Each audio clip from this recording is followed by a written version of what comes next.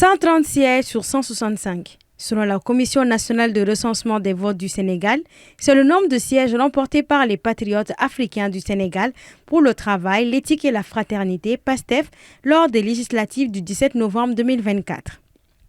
Une victoire écrasante pour le parti au pouvoir qui prend désormais le contrôle des appareils exécutifs et législatifs.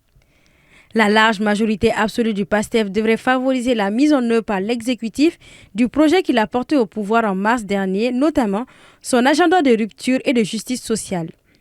Le président Bassirou Diomaye Faye a annoncé en Conseil des ministres que le PASTEF entend désormais mener une transformation systémique, cohérente et pragmatique du Sénégal.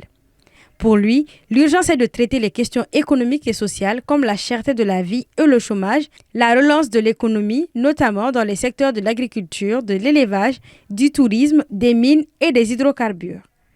Pour beaucoup de Sénégalais, en revanche, l'heure est désormais venue pour le PASTEF d'arrêter les promesses et de passer à l'exécution de celles-ci. Que l'une des priorités les plus importantes pour cette Assemblée à venir, au-delà de la mise en place du bureau, ce sera le vote du budget avant la fin de l'année. Ensuite, nous avons aussi d'autres perspectives par rapport à cette Assemblée. Comme vous le savez, il y a eu les assises de la justice qui ont été organisées au Sénégal il y a quelques mois. C'était l'une des mesures fortes du président Diomaye Faye lorsqu'il est arrivé. Je crois que l'une des priorités, ce sera aussi de voir quelles réformes il faudra mettre en place pour justement renforcer cette justice. Il y a aussi un élément qui est intervenu dans la campagne, c'est la mise en place d'une haute cour de justice au niveau de l'Assemblée nationale, qui aura pour rôle, j'allais dire, d'entendre des ministres qui auraient potentiellement eu à connaître des affaires de mauvaise gouvernance dans leur gestion durant leur fonction de ministre. Le PASTEF devra donc relever de nombreux défis. Sur le plan économique, la gestion du scandale de la dette cachée et révélée par un audit gouvernemental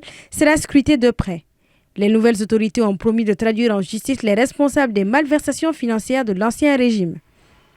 Le chômage dépasse les 20%, les comptes publics du pays sont dans le rouge avec un déficit budgétaire de 10% du PIB.